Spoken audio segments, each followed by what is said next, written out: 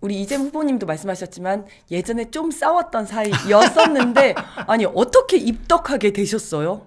이재명 후보를 지지하고 좋아하게 된 계기가 어떻게 되세요? 아니 사실은 이제 제가 국회의원 할 때 네. 그때 후보님은 성남시장을 하고 계셨는데 그때 제 기억으로는 벌써 10년도 넘은 얘기죠. 그렇죠. 그러니까 그때 성남시에서 시행한다고 하는 청년수당이 이슈화가 됐어요. 네. 그래서 그거를 놓고 논쟁하는 라디오 프로그램이 있었는데 네, 뭐 네.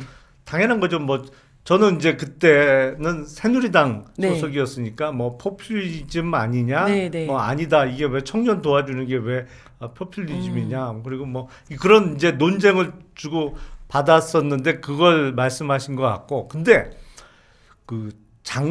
지난번 대선 있잖아요. 네, 네. 2022년 3월 대선 때 그때는 제가 윤석열 캠프에서 야. 대변인을 하고 있었고.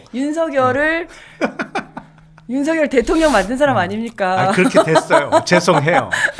근데 캠프 대변인이라는 게 뭐 항상 방송 나가서 상대 후보 이렇게 그렇죠. 비난하고 네, 네. 뭐 이런 역할이 거잖아요. 그러다 주로. 보니까. 그리고 예. 자기 후보는 치켜 세우고 네, 네. 상대 후보는 깎아내리고 이런 거 하는 건데 뭐 매일 했으니까 그거를. 네, 네.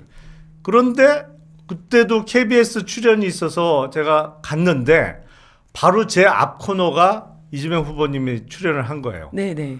그래서 프로그램을 마치고 나오는 후보님하고 저하고 딱 마주쳤어요. 네. 그거 얼마나 쑥스러워요. 민망하죠. 민망하잖아요. 예.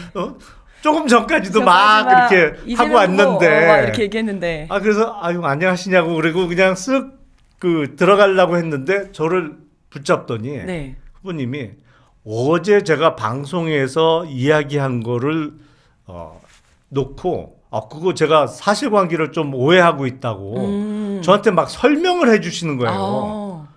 진짜 깜짝 놀랐어요. 야, 근데 그 대선 후보가 상대당의 대변인이 한 얘기를 하나하나 다 기억하기도 힘들 텐데. 정말 깜짝 놀랐어요. 네, 왜냐하면 후보가 얼마나 바빠요. 얼마나 더군다나 바쁜데, 진짜. 대선 후보잖아. 그럼요. 그러면 상대 후보가 한 발언 정도는 뭐 보고를 받아서 알고 네. 있을 수 있죠. 하지만 상대 후보도 아니고 그 캠프의 대변인이 한 얘기를 어떻게 알고 있냐고. 난 진짜 깜짝 놀랐어요. 근데 그러면 속으로 장난 아니구나. 아이고 조심해야 되겠다 이러면서. 아니 일단 머리가 정말 비상하시구나. 네.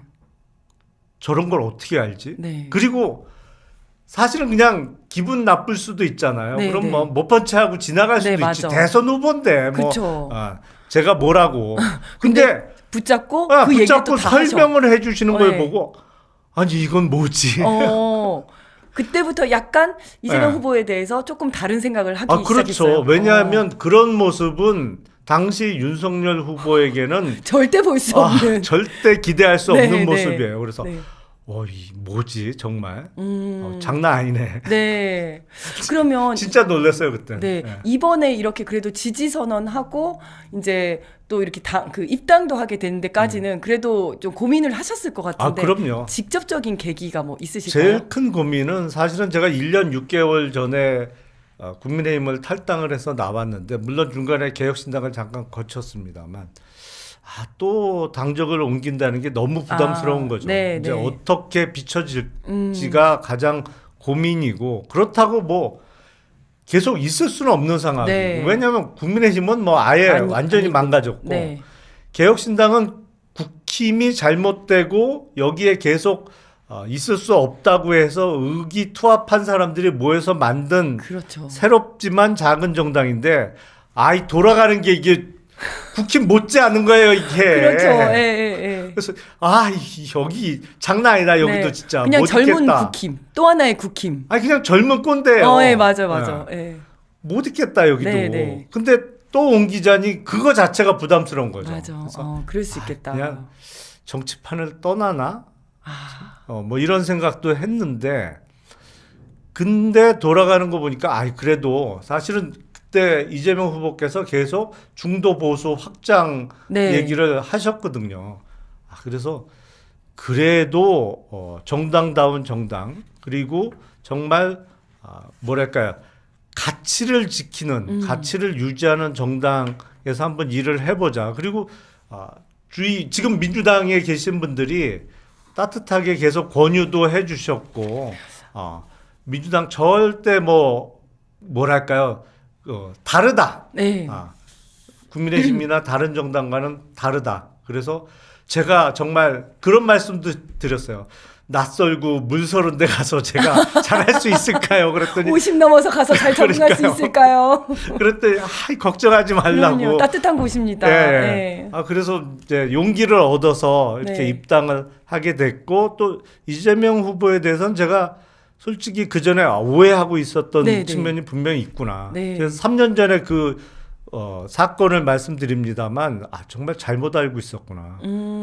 아니 그리고 보통의 정치인이라면 저런 태도가 나올 수가 없어요. 네. 아니 상대 후보 캠프의 대변인이 대변인이면 뭐라고 쳐다보지도 않고 그냥 그럼요. 지나가죠. 그냥 네. 하고 쓱 보고 한번 지나가는 정도지. 정말 다들. 대선 후보 아시겠지만 15분, 10분 단위로 다 그 일정이 다 그럼요. 쪼개져 네. 있잖아요. 누구랑 3분 통화하고 누구랑 5분 통화하고 네. 이게 다 정해져 있는데 가다가 그냥 우연히 마주친 남의 당 대변인을 네. 만나서 그거를 설명할 정도로 어떤 진정성이라든지 뭐 진심이 있는 그런 정치인들이 별로 없죠. 그렇죠. 네.